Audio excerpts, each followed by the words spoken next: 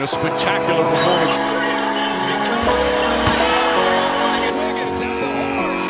Curry from half court. Sometimes, something looks like it's been there a while. We are here, the 3 Points podcast, joined by just two co-hosts today. We're missing our third one, but he's sorely missed. But hopefully in future episodes we'll have him back for the reactions in the playoffs.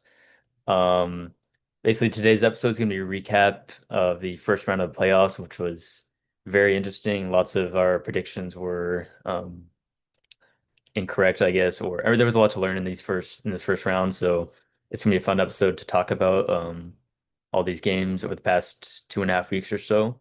At the end, we might do like a quick prediction for the second round, but we're gonna start off by going series by series and recapping, I guess, what our predictions were. Did they follow through? What we saw from different players and the actual outcome of the games. And yeah, so we're gonna start off with the a very entertaining series of like the three games that went seven in the first round. I think we can all agree that this is the best game seven, and that was the Philadelphia 76ers taking down the Boston Celtics in seven. I'm going to be handing it to Thomas for his analysis since he did predict the Sixers to win this game. So, props to him for that. And yeah, Yeah, thoughts. I mean, look, this was probably one of my favorite non-Warriors playoff series I've watched maybe in my entire life. I've been an Embiid defender, I guess an Embiid glazer for like a decade And beat now. Ruther. Embiid truther, yeah, actually Yes. now we can finally say that.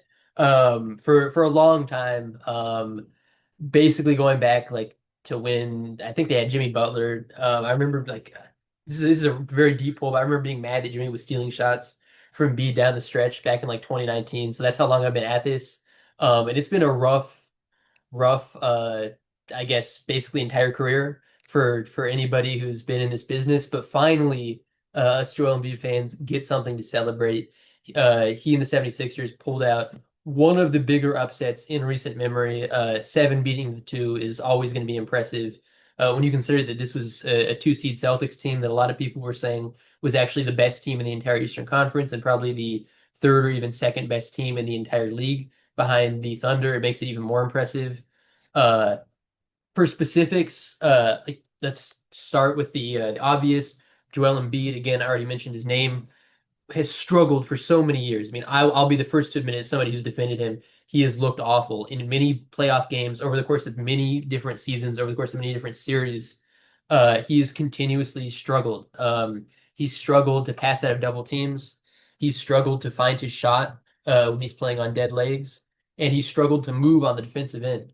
And for whatever reason, this series, a lot of these problems that have just seemed to dog him for so many years didn't really come into play. Defensively, despite the fact that he still is 100%, you can tell he's playing hobbled because at this point, that's just going to be the story of the rest of his career. His knees are shot. We all know that. Um, he seemingly was able to do better on defense. He looked more comfortable on switches. He had a few really like tough physical plays around the rim where he just absolutely packed guys in big situations, in the fourth quarter down the stretch of games. I'm not sure if it was a schematic thing. The Celtics just weren't doing a good job of attacking him in the way that he's been attacked in previous series, or if it was just he's finally figured out a way to make the most of this hobbled version of himself on defense. But either way, that looked better. The jumper was finally now from three, he was horrible, couldn't get it going all series. But the midi, he's really struggled with the midi. I mean, that's his game, right? But in previous series, we've seen him struggle and go like 0 for 4, 0 for 5 in these fourth quarters where he's clearly playing on dead legs. He was hitting it down the stretch. I mean, again, whatever happened there, whatever has changed, I don't know. Maybe it was the appendix that was holding him back. That's a joke I've seen people making on Twitter. But yeah, I mean, it was fun to watch. And the passing, this was probably his best series as a playmaker that I've ever seen him play. And again, I don't know if it was because this whatever the Celtics were doing, the way they were trying to trap him, wasn't effective. But considering that there's now like 8 years of tape on how to disrupt Joel Embiid's game in the playoffs, I find it very hard to believe that this was, a schematic thing from the Celtics perspective and not a improvement from Joel Embiid's perspective as a player. So just you have to hand it to him on on every level and every facet of the game. Shout out Paul George. This is something that I don't, we didn't actually end up recording a, playoff preview episode, I don't think. No, This is no. something I would have talked about, which is that Paul George has the potential, if he can kind of To be a play difference within maker. himself, to be one of the best role players in the entire league. I think obviously he's been a star for, a solid 12 years now, but his skill set is also very, very kind of conducive to being a very high level role player alongside two high usage guys like Maxi and Embiid. And he played up to that in every whatever I think the most positive prediction you could have made as far as how he would play this series, he probably exceeded it. He was just incredible. He shot like 55% from three. I mean, he was just an absolute he was just cruise missiles, as they say. Should I think they usually say cruise missiles when it's misses, but anyways, lasers, whatever you want to, whatever. Imagine some like artillery type, whatever. He was incredible. Maxi was great. Maxi, especially in game two, which they kind of stole, phenomenal. He was pretty consistently the guy that they were. I mean, and of course, as he should be, but he was the guy that they were relying on to create stuff down the stretch, off the dribble. He played up to that role perfectly. I mean, there's really nothing you can say other than every single important player for the Sixers played above themselves, played better than you would have expected coming in, or at least as well as you would have expected coming in. And the Boston Celtics, for their part, just looked, all right. Uh, they had a few games where it looked very convincing and the shots are falling, and you can tell the system is working as intended, and they look very scary. But all in all, they weren't playing with a ton of fire, I thought at least. They weren't, I don't know how to describe it. The ball movement, I mean, to be fair, they've never been, like a Warriors or like beautiful game Spurs team where the ball movement is just absolutely precise and beautiful and it's constantly flying around the court. But I thought it was particularly poor, especially in those later games. It was a lot of, swing, swing, and then take a contested three, very little effort to get anything going in the drive and kick. And I think Embiid in the, kind of holding down the center of the floor had something to do with that. Trying to think if there's anything else I want to talk about. JB, not a great series, all things considered. He did have some games where he got really hot, but he was definitely forcing a lot of shots. To be fair, with Tatum, with Tatum kind of playing hindered by injury the entire series, I understand where that's coming from. But if this was an opportunity for him to kind of prove that he could be the true number one, I don't think he necessarily took it full advantage of it. And yeah, shout out Derek White. He had an incredible defensive series, but the shooting, I think, especially towards the end, again, did kind of shoot them out of a few games. Mhm. That wasn't really a great look for him. But at the same time, you're putting so much on him, especially with Tatum out in that final game. But yeah, I mean, just narratively, this is everything that a 76ers fan, an Embiid fan, I think anybody who's just kind of a fan of the game and wants to see a long-suffering franchise, a long-suffering player succeed is everything you could ask for. Yeah. So. I think in terms of things I do want to add, I mean you touched on a lot and I mean it's all true. Like Joel Embiid was in that game seven, like by a country mile, the best player. I've seen some people say that Tyrese. I just based on the stats, like Tyrese had a similar point margin, similar amount of rebounds. But if you watch the game, you can tell that things were flowing through Embiid. It was just get him to the low block and let him either pass out of there to a VJ, to a Paul George, to a Tyrese himself, and get that open three. I mean, it was pretty. I mean, this was just Embiid ball translating fully to the playoffs. I mean, his rebounding was pretty incredible. Like you said, defensively, it was pretty inspiring. Like for the most part, he was in deep drop, but I mean, there was a couple times where he would switch out onto the perimeter, and it was just. I mean, it is kind of inspiring. Like he really just wants to be out there on the floor, like fighting through any injury he has. It's just like in the knees. I mean, I saw like towards the end of the game. There was a push off in game seven where Jaylen Brown pushed Tyrese right into I mean I guess Tyrese flopped right into Joel Embiid's knees, which sent him to the bench, of course. So that was it's kind of worrying for the series upcoming, but in this series we did get um it was just a resounding Philadelphia 76ers victory. And I do think like narratively, again, you can point to Jason Tatum missing game seven. And I do think I'm of the opinion that if Tatum played, that just gives him more versatility in defending Embiid because that was the pillar of the Sixers winning.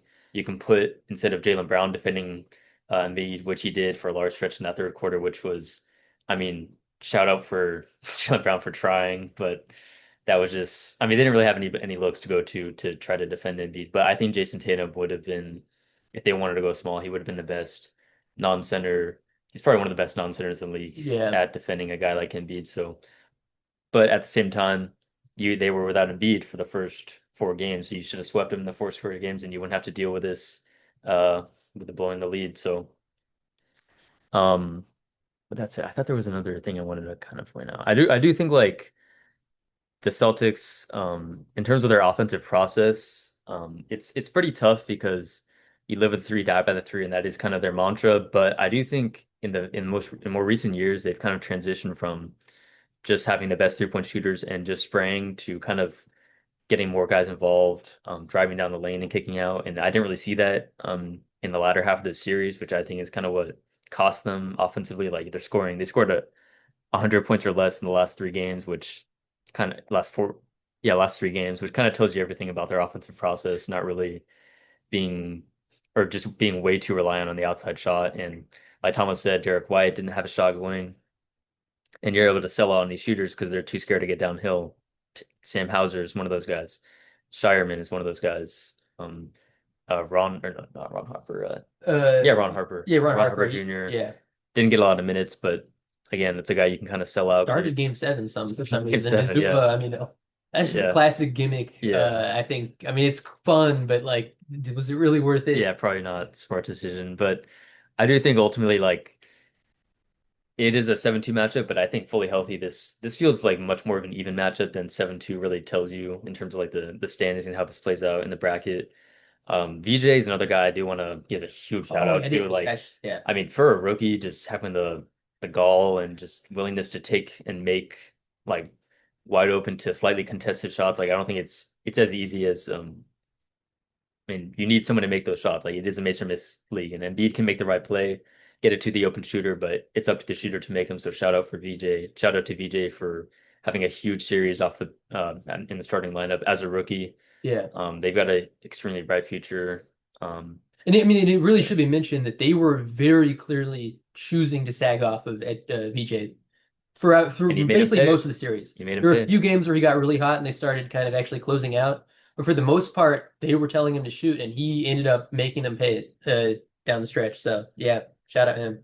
Also, incredible defensive performance from him on JB. I mean, again, I said like, yes, JB was chucking, and I think maybe some of it was more so about JB kind of feeling like he had to do a certain Carry job. type of carry job more so necessarily than Edgecombe purely like clamping him. But still, Edgecombe did a phenomenal job. Basically, every single one of those shots he got against him was some kind of contested off balance look. So yeah, But yeah, I do think yeah, in terms of like a fully healthy Embiid, I do think he's their best player. It's just about like consistently, like Tyrese is able to play the entire series, and more likely than not, even in the second round series against the Knicks, I'm expecting Embiid to play like max half the series. So there's that. There's always that thing to consider with Embiid. But when he's on the court, incredible offensive player, incredible offensive hub. Even in the playoff, it's translating. We're seeing it. So it's just incredible. I think just kind of big picture, I do think like they're my favorite to come out of the East. I really like them as a team. Like it's not even just about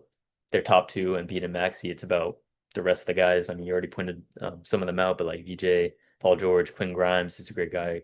Kelly Oubre is great wing. So it's a well-oiled team as a whole. So I really like them going far. So in terms of the next series you want to preview. It is or not preview, but I guess talk about recap. Yeah, review is the Knicks Hawks. The Hawks, the story of this series is that the Hawks went up 2-1 early in the series off of two 1-point wins with CJ McCollum having a pretty incredible first half of the series or first half of the series before the Knicks stood on business and closed them out in 6. All these other series in the Eastern Conferences ended up going 7. I think the story at the time when the Hawks were up 2-1 is that the Knicks were either going to get pushed 7 or get bounced in the first round, and they ended up, I guess, showing that they are the convincingly better team in the second half of that series, famously in Game 6. It was a pretty I don't even know how to describe it, but like a nuclear bomb being dropped on like a cat, I guess. Yeah. It's a pretty good metaphor, but a 50-point blowout in game six. Knicks were convincingly the better team. I guess I'll start off with reviewing this series, but I think my favorite player in this series was OG Anunoby. I mean, all props to Cat for what he did. He was also consistently very good throughout the series, and Jalen Brunson for having an incredible game four or five, I think, dropping 39 and really taking control of that series. I think OG was convincingly their best player when you take in the whole of the series. The defense he's providing, clamping up or playing incredible defense on CJ, on any of their ball handlers, providing excellent shooting from three. So he's just an incredible all-around player giving you some scoring. I do think like with the Hawks, it's an easy team to defend because their ball handling is pretty limited. It's like going into the series, we didn't really know who it was going to be. It ended up being CJ McCollum, who had a pretty good first half of the series, but all in all, OG is playing, giving you incredible defense, incredible shooting. Um, yeah, that's my favorite of the series and an underrated guy as a whole. Karl Anthony Towns also did pretty incredible defensively. That's kind of the funny thing is that during the playoffs, some guys kind of give you different roles than you would kind of expect for them. But Cat was an incredible player this whole series, and yeah, they are just a tier above the Hawks. I would say that's kind of what the series told me. But Yeah, I and mean, it's funny because I'm pretty sure I actually had the Knicks in five going into the series, which I was like kind of had to talk myself into because I almost wanted to say, oh, like, but the Knicks kind of have been very unserious and they've had a tendency to give some games away. Maybe it'll go six, but I was like, no, I mean, they're just so much better. It'll go five. But I mean, sure enough, their worst habits kind of reared their ugly head, especially early in that series. I think like CJ McCollum, I mean, it was a fun storyline early on. The reality is, and I'm definitely maybe a bit of a hater here, but I just don't think he's a very serious player.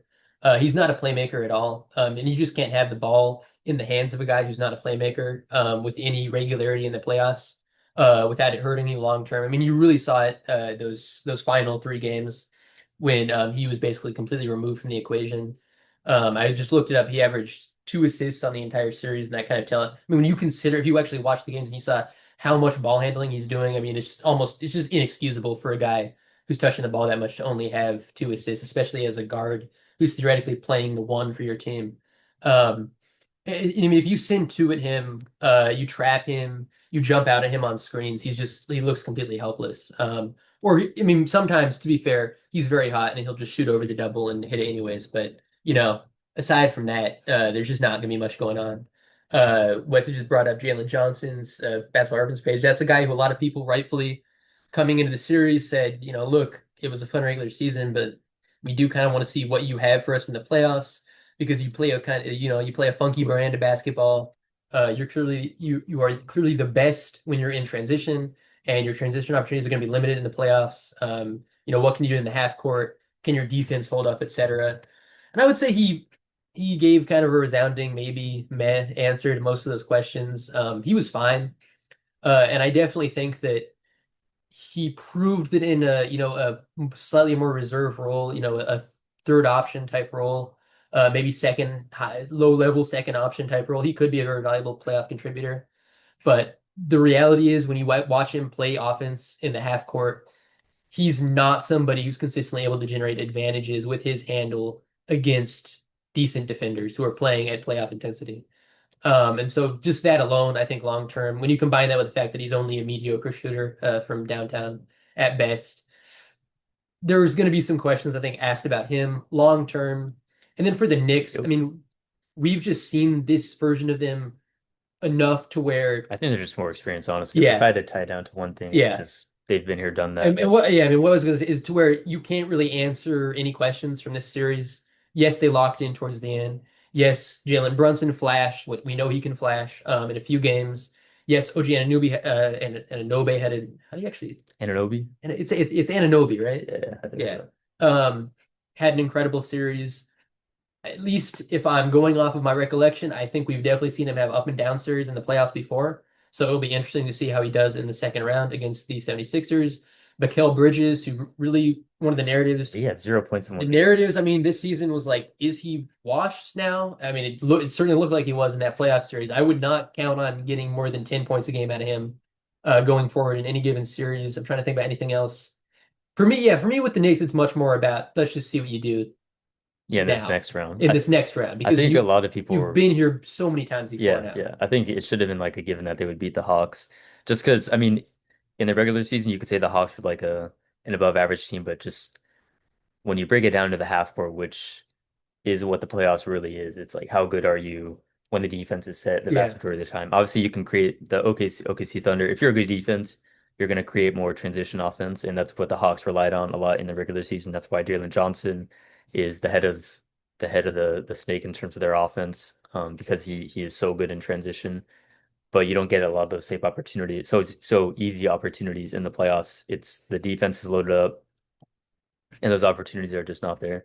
I think to kill Alexander Walker, like looking at the stats, it's not too bad, but just compared to the regular season, I mean, I guess the expectations he kind of set for you, in terms of like the MIP season he had, coming into Atlanta and having an increased role in their offense, being one of the best 3-point shooters this season. I mean, he had a good 3-point shooting series against the Knicks, but as a whole, you would have liked him to be able to kind of shoulder some of the ball handling responsibilities a little bit more. It was kind of 100% on CJ, and I mean, he balled out in that first couple of games, but yeah, it eventually the truth shined through eventually, and it's just he's not a ball handler, ever, and definitely not now. So it was a little disappointing for Nah not to really translate Yeah, I mean, and his it's game. just, and this is the thing, like the playoffs really does put pressure on everybody who's out there to handle the ball. You have to be able to handle the ball against intense pressure. And if you can't, you're going to really be struggling. You're going to be relegated to a secondary role in the offense. And that's when, for a guy like, Nickeil Alexander-Walker, who's had this incredible season where it's like, okay, you're like one of our guys now. You're like clearly the second or even borderline first option on a team. All of a sudden, if you're stuck in the corner, like you can't do that anymore. And that takes away this dimension that your offense has had all season. And that's how, teams really underperform. So if you're thinking again, this is like the Hawks, you're still young enough where you can think on a long-term picture, I mean, he's fun what he did this season, but maybe don't count on him being, your second option. Yeah, yeah, yeah. And it's interesting because I think you kind of have two guys who are like that now with Jalen Johnson and Nickeil Alexander Walker. I would say they're another team. I guess we're going to talk about another team that's likely. We're going to talk about the Raptors eventually, but similar to the Raptors, I think they're a team that's going to be in the market for a big trade this offseason because I think you have a few guys who could really be convincing secondary pieces, but are It's a probably great not ever team. going to be Yeah, convincing primary pieces, first options, second options, etc. So yeah. Last thing I want to say about the Hawks, I think it's fair to bring up because we talking about him a lot in our I mean when he was on the team, we talked about him a lot. When he was on the Warriors, that's Jonathan Kuminga being I'm just gonna say -15. We can move on. But yeah, I think that's about all we can you really. know what? And this is what I was saying the whole time. If Kerr had been able to unlock this version of him, the Warriors would have been in the playoffs this year. And after, There's some people out there who were essentially saying that up until like game three, by the way. By the way. Not on this podcast, thankfully. yeah, yeah. But I mean, I think you can nail it down to Hawks being a great transition team in the regular season, and that I mean, I'm trying to think of like other teams that are heavily relying on transition. I mean, the Raptors were in the regular season, but at least they have like a Scotty Barnes who can initiate in the half court Yeah. somewhat. The Hawks really don't have anyone. I mean, it is those slight differences between the Jalen Johnson and the Scotty Barnes that gives the Raptors a higher floor as a half court offense that the Hawks just don't have. So, anyways, moving swiftly on to the Orlando Magic versus the Detroit Pistons. The Detroit Pistons pull off the 3-1 comeback and win Game 7 today. That series just concluded today. I'll swing it over to Tom since I kind of started off the Hawks Knicks recap. So, any thoughts on? I mean, you Yeah, have I mean thoughts? the city of Detroit has to be thanking its lucky stars right now. That would have been one of I mean, when you consider the way that this Magic team was treated coming into the playoffs, I mean, they were like dead men walking. This team, they were like done. They'd already embarrassed themselves in the play-in. Like Jamal Mosley's probably on the verge of getting fired. Paolo's on the verge of getting traded. If you would come out and lost to them in 5 games, I can't even imagine. I mean, it would have been one of the worst losses in, I think, NBA history in terms of a series. I mean, there obviously the stakes aren't that high, but just in terms of like expectations going in versus outcome, would have been horrible. Thankfully, for the city of Detroit and for Cade Cunningham and all these guys' long-term future in the city of Detroit, that didn't happen. Jalen Duren especially. Jalen Duren, Cade Roots yeah. Day. Yeah, sorry, yeah. I Jalen shouldn't have thrown Duren. Cade in there. Jalen Duren, oh my God, yeah. It would have been. Um, I mean, look, it's obvious. Like, I'm just gonna jump ahead a little bit. I think it's obvious this Pistons team probably aren't contenders, right? Like, I think we can just conclude that from the way this series played out. Cade Cunningham, absolute demon. This guy is a literally number one on a championship team caliber of player. That's the only reason they won this series to begin with. Everybody else, I mean, you're talking role players at best. Asar Thompson, is he high level role player? Absolutely. Absolutely. I Absolutely. think what he does defensively is Absolutely. But somebody who is that limit on the offensive end, you are always going to have to be thinking about that when you're building a roster. Whereas when you're talking about like a star, a true like second guy, you're thinking of people who can play alongside everybody. Star Thompson is not one of those guys. Jalen Duren, this guy's a role player. I love what he did in the regular season. I love seeing kind of a throwback physical center, get some shine. But yeah, I mean, he's a role player. I mean, what is it like? What the average nine and and under 10 points per game, under yeah, 10 rebounds per game. 9 and 8. Yeah, Yeah, that's just not a second option. And he was their second option in the regular season. on bad efficiency. So Uh, just we'll see how they do. We'll see how they do. I think this is a team that's going to need like a little bit of a an autopsy going into this offseason because you're going to have to answer some questions about especially this duo, Asar and Durin. I cannot imagine they fit together long term. I just can't imagine it all with the in spacing my opinion, concerns. I think it's obvious who you pick Of of course, those yeah. two, Yeah, I mean, unfortunately. Asar, Yeah, but yeah. I mean, because perimeter defense, as we saw, especially down And the stretch of that he's series, one of the best. so valuable. Like, I mean, we're about to see it in this next round when he's Yeah, guarding Donovan Mitchell and James Harden, just how good he is guarding some of the best yeah. 'Cause guards in the league. that's what we were just talking about, right? I mean, when you can force a lot of these, I guess, again, to use the phrase I already used, unserious players to try to really beat you off the dribble, like you saw with Jalen Suggs, like you saw with Anthony Black. These guys were able to give you a good run in the regular season, but come playoff time, when a star gets switched onto them, they're immediately looking around, they're picking the ball up and passing it. They know that they can't do anything. Um, I'm trying to think anything else from the Pistons perspective. I mean, look, honestly, I think again, this is a team because they're the 1 seed. Like, wait to draw any like major conclusions. You got to wait to see until they're actually eliminated. See how they do in this next round. From the Magic's perspective, shout out Paolo Banchero. Can't do it all at the same time. Could he be a bit more efficient? Yes. Were they missing Franz? Yes. I'm really struggling. I don't know if this is. It's a really weird situation because coming in, you said, look, if he doesn't show something, he's probably, going to be in the on the trade block. Was this enough to put those fears to rest? I really don't know.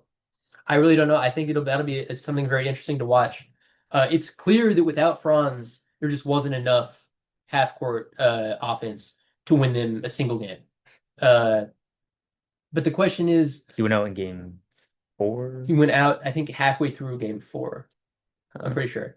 But no, the question really is like, okay, at the same time, Paolo, yes, he probably averaged like 28 a game over the last 4 or 5 games of that series, but it doesn't look that pretty. I have to admit, as somebody who's defended him a lot, he runs the clock down. He is definitely a black hole. He's a ball stopper.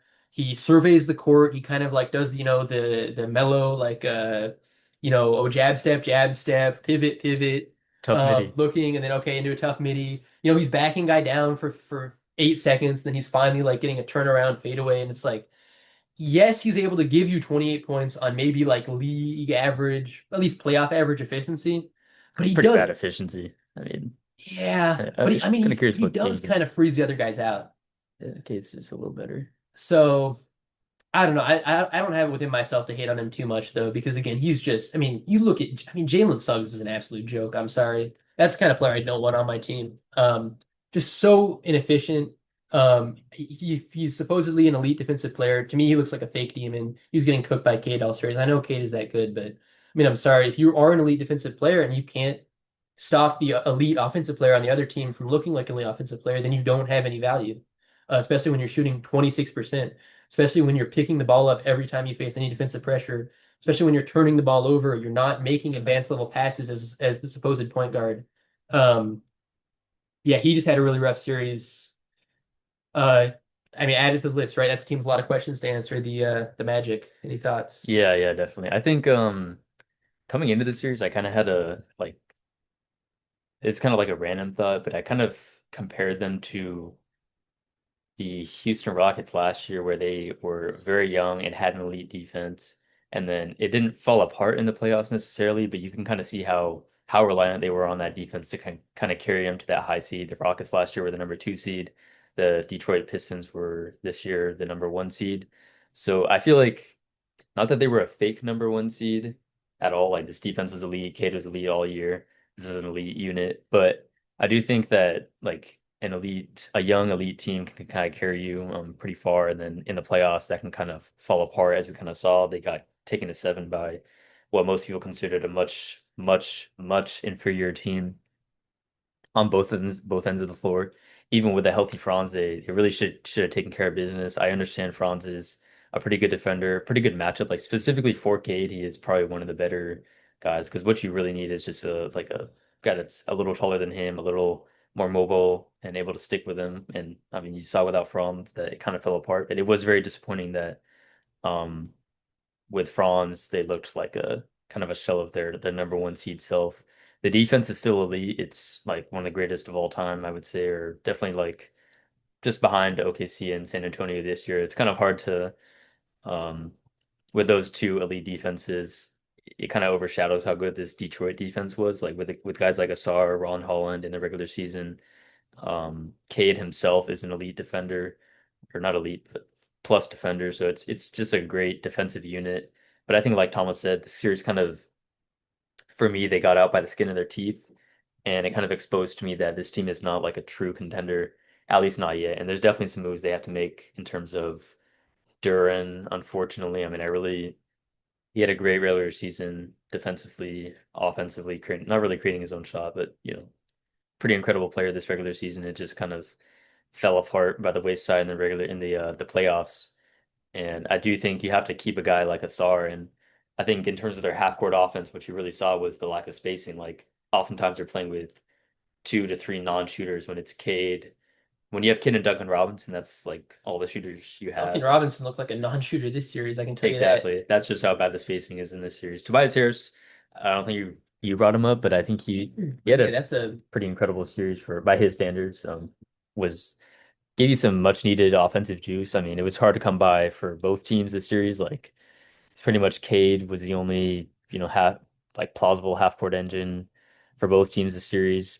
For both teams this series. But in this series, he gave you 20 points and 8 rebounds on, you know, not great efficiency, but compared to how everyone else was shooting in the series, we saw a couple like pretty much every single game was a clunker. So, 20 points on just below average efficiency is, that's pretty incredible. I mean, it was much better than, you had much better than the expectations you had for Tobias coming into this series. So he was pretty huge. It's kind of crazy to say that about a guy like him, but I mean, again, I think it was particularly a heroic effort from him because he's somebody who's really been very timid and very, I mean, almost looked very disengaged in previous series, at least with the 76ers. Now, maybe that was like a locker room thing, I don't know. But I think it's like two straight playoffs where I was like railing on him, like he refuses to shoot unless he's absolutely wide open. He won't like attack anybody. He just immediately looks to pass when you give him the ball. Like, what is he doing out there? Blah, blah, blah. But all of that was gone. He was aggressive. He was taking tough shots because he knew that they needed him to make tough shots. He was impressive. Dennis Jenkins, by the way, is another guy kind of similar to Duran compared to his regular season production, which is kind of AWOL or not AWOL, MIA during the series, unfortunately, which that didn't cost him this series, but it will cost him in the second round if they're not able to get enough offensive juice out of him. I'm trying to think if there's anything else. I already said that in terms of like pick between Duran and Asar, because the spacing is so hard to come by, you have to pick and choose who's going to be your non-floor spacer. I would totally pick Asar. I mean, he's one of the greater on-ball defenders in the league. I feel comfortable him and the men throwing them on any guard in the playoffs. So I think it's a no-brainer to keep Asar over Duran, unfortunately. And that really kind of puts you in a bind, or not in a bind, but you're at a crossroads where you have to kind of pick who's going to be the second option with Cade going forward because it's pretty clear in the series that you need a little more offensive juice around him because it's just not enough to be like even the Cavs next in the next round, like they're gonna need somebody else. I mean, I guess they have Tobias, but going forward, they're gonna need a co-star for him to you know, look competent against these much better teams. The Orlando Magic are not they're a terrible team, so it's pretty bad that it was so close. Something else I just like generally want to get my thoughts on is Paolo Banchero. Uh, I mean, like I think Thomas kind of touched on this. I'll just give my thoughts as to like how the Orlando Magic should view Paolo Banchero. I don't really think he's the way for them going forward. I don't think he's their franchise building block, unfortunately. I mean, they they should have probably picked him like he's probably the best pick in that draft. Chet was number two, but it is kind of unfortunate that he's the number one overall pick, and I just don't view him as a franchise cornerstone or franchise like, number one going forward.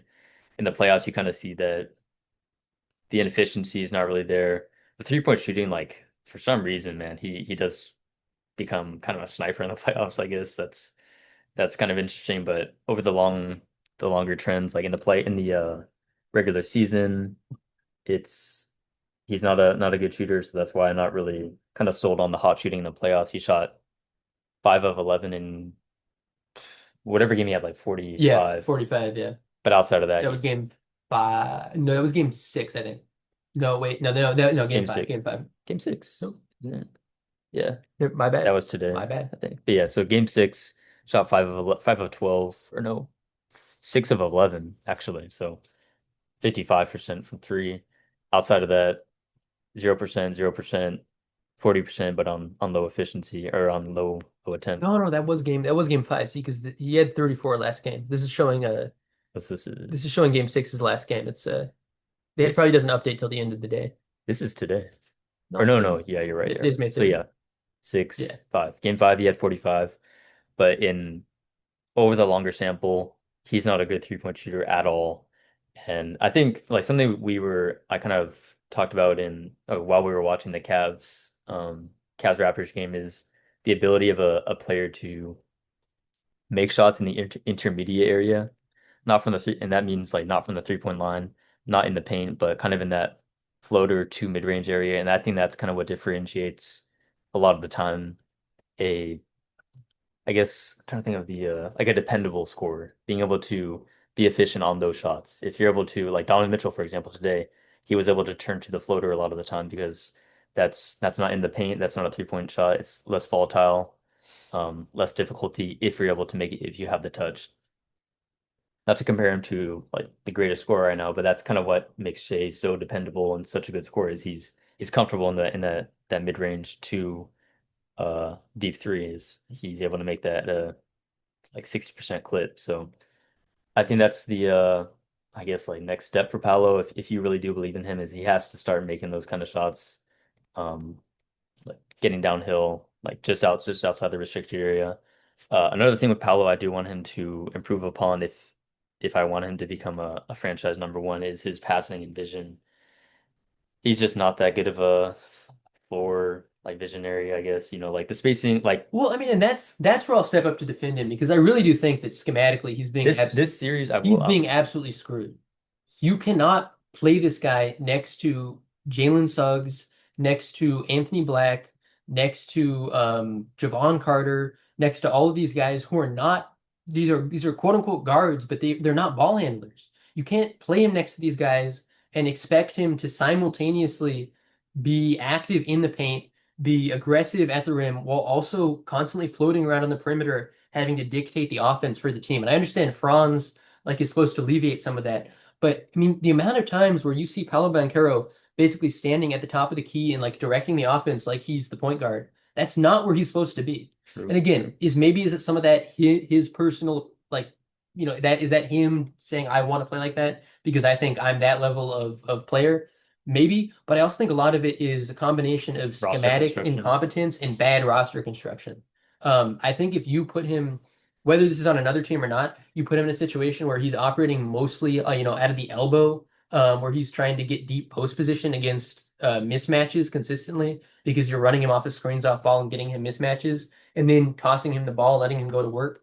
I think you will see a very different version of Paolo Banchero that's a much better player. I think he would still be able to utilize a lot of his strengths uh, as a playmaker that he does have because he's very good at finding open shooters off of kickouts. But where he definitely does struggle is when he's driving and help is sent at him and all of a sudden he finds himself trapped.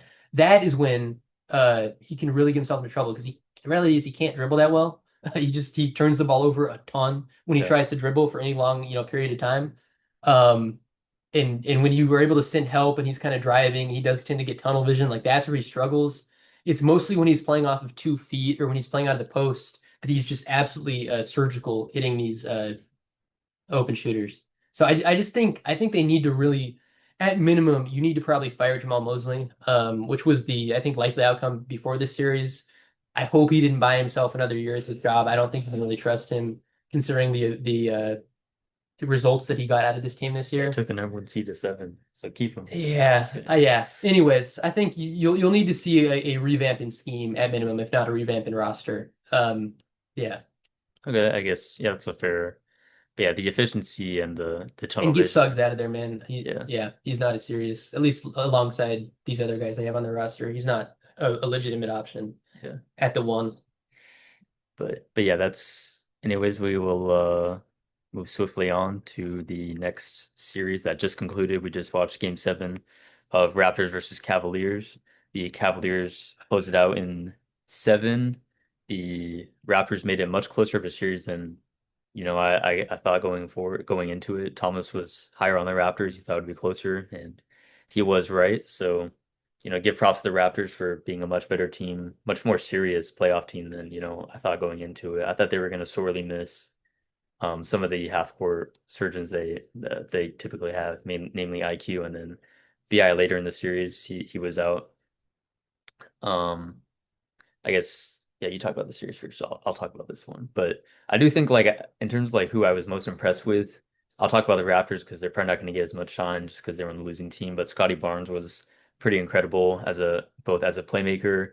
We knew who he was as a defender. He's just one of the more versatile defenders in the league. He provides them such a high floor on that end. He's kind of like a one-man defense. Um, but just his offensive game, I think I was most impressed with like his passing ability, getting down low and then, hitting it to guys or hitting it to guys, cutting or hitting out to shooters on the wing. That's really what kind of most impressed me is his vision. And I mean, I think that's the thing you have to not believe in it until you see it is the vision with guys. So and that's you got to see that with Scotty Barnes.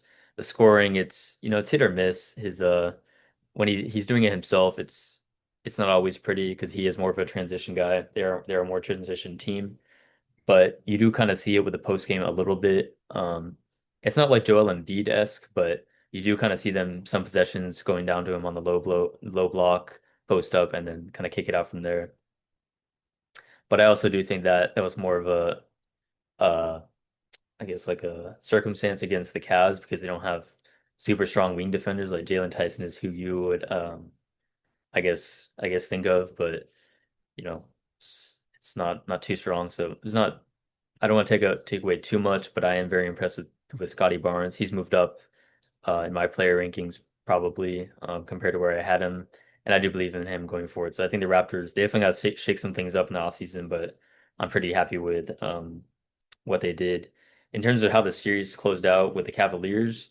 I think the first guy you got to think of the story for Game 7 was Jared Allen, like completely taking over, which is kind of a weird thing to say, I guess, but taking over in terms of the offensive glass, in terms of rebounding as a whole, the defense he provided, the energy in that second half was really infectious. They had a lot of guys stepping forward, but Jared Allen was like, he's a fireball on defense and offensive rebounding, providing a lot for them. Just kind of owning that the fact that the Raptors really don't have any strong big men down low. It's Jakob Poeltl and nobody else. So that's definitely a weakness that the Raptors will have to address. But I first and foremost want to give props to Jared Allen for being an incredible taking advantage of the size he has and giving good energy on that end. And also I think a pivotal, not what swung the game, but definitely kind of closed the door a little bit on the Raptors making a plausible comeback is getting Scotty Barnes into foul trouble. There was in the third quarter or fourth quarter, forget which, I think in third quarter, but it gave Scotty his fifth foul, which like it was him and Scotty, Jared Allen and Scotty chasing a loose ball, and he gave Scotty his fifth foul. So I think that was critical to kind of not slamming the door, but making it just that much harder for the Raptors to come back in that game. So I think story of the game, it's got to give MVP to Jared Allen. But Yeah, I anything mean, else, a lot else. But yeah, I mean, there's other stuff. I mean, I guess one of the big storylines is like Brandon Ingram. Like we already kind of knew, but now we really know he's probably not a serious option come playoff time for a suppose. I mean, not that this team is supposed to be contending, but for any team in the future who's maybe thinking that they're a contender, you probably are not gonna be able to give Brandon Ingram serious run in the playoffs. He ended up missing the final, I think, 2 or 3 games of this series with a heel contusion. But before he was out, he was playing very poorly, not shooting particularly efficiently. I mean, all the stuff that we've seen from him, freezing guys out, just wasting so much time getting to his spots, only to take tough contested mid-range shots that, he's maybe when he's at his absolute hottest, he's shooting maybe like 48 to 55% on those shots. And then when he's cold, he's shooting like 25 to 30%. And then it becomes really ugly. Uh, the reality is I think they played better once he was hurt. And I think they won 2 out of 3 games that he didn't play, maybe. So he went out in game five, so they split the games because they yeah, okay. But yeah, Yeah. maybe he went out. Did you go out Because middle of game five? wait, did they not win? Wait, it was 2-2. And And it was Cavs took a lead, right? Yeah, okay, yes, they split the game. I think he went out middle of game 4, if wouldn't it be middle of game five? See, never mind. Okay. But still, I mean, I think they played better without test. him. Yeah, I test definitely told you they played better without him, even if maybe the record technically didn't show that. Um, I won't like waste too much time on that other than to say he might be part of a big package this offseason. That'll be, a prediction that I would make. Wes already touched on Scotty Barnes. He's incredible. I think I mentioned this earlier. He clearly sees the game so well. Guys like that always tend to play up in the playoffs. He's no exception. Guys who play really, really good defense always tend to play up in the playoffs. He's no exception. He's definitely a franchise cornerstone, if not a true number one option on offense. Definitely could be in possibly one of the best players, if not the best player on a championship team, just on the virtue of what he brings to you on the defensive end, plus then all this other interesting stuff that he adds for you on the offensive end. Jamal Shed, this guy's going to be a solid backup point guard for like another decade. He again didn't have an incredible series, but considering who he is, considering the fact that he was, I think, a borderline undrafted guy, who was a backup, who was thrust into the starting role. I knew what he did defensively Yeah, on the guard. absolutely. So, He had a great series, and uh, RJ Barrett. This is a guy who got a reputation early in his career for being a playoff dropper, for being possibly somebody who's not really a serious option for a team that's trying to actually win, just because he was so inefficient, had problems with tunnel vision, as some of these other guys have been talking about, who have been playoff droppers, have had. Wasn't a great shooter from downtown. That situation still hasn't really improved that much. I mean, this series he shot pretty good. Yeah, but I mean, on a longer term trajectory, I bet if you looked, I doubt he shot more than 35% from three this season. But man, when he is getting into the paint so consistently, it's very difficult to imagine that he is not going to be a positive on a series by series basis going forward. I think this is a guy you can now say, look, he's going to be here. He's going to be one of our, in our starting lineup for the next 5, 6, whatever years, while we build around Scotty Barnes, because he is just so incredibly difficult for, at least for the Cavs, to stop from getting in deep. I mean, even against Mobley, there were multiple possessions, not multiple, there are many possessions throughout the series where he would get in deep against Mobley and go up strong and finish over him. I mean, he's what was he 6'7"? Shout out. Yeah, 6'7", six. But yeah, I Yeah. mean that's really impressive to see. I mean, there's a combination of strength and pace that he has that not a lot of guys in this league have. And I think it was maybe my first time seeing it really. My eyes have been opened. But he had a great series. And from the Cavs perspective, James Harden. is Donovan Mitchell washed? Are we? Is that like a conversation we can have? I mean, I mean, he like my perspective on it he is, wasn't. I think won, but he just wasn't that impressive to yeah, me yeah. I all mean, series. it's. I was about to say that was a tough defensive series, but it's about to get tougher against the Detroit Pistons. So yeah, I mean, he wasn't super impressive. I mean, with a guy like him, you expect to have. I mean, what did he shoot from three in the series? Like 35%. That's a down 3-point shooting series for him over the long haul. Like he's had. You expect 40+% from him in a series over the long haul, and he just was not that sniper or flamethrower you expect from deep. So I mean, unfortunately, I mean actually I don't want to write him off, but because he is about to go through some tough defenses, and I don't know. I guess we'll see in this next series because it is about to get very very tough. But he's on watch. I guess Yeah, I mean, and then let's also talk about obviously James Harden. We know he's not a playoff riser. He never has been. He probably never will be. I think for his standards, this wasn't a decent series. I mean, he kind of gave you what the bare minimum that you're expecting from him. He had a lot of great moments as a playmaker. I thought he had a lot of great moments at getting to the line, which I mean, again, when his shot's not falling, that's what you need him to do.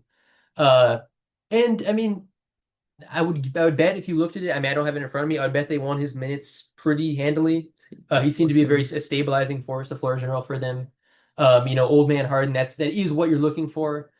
So I'm betting because he's Harden, he's still going to catch some shit because he didn't have a very efficient scoring series. But I thought he was fine.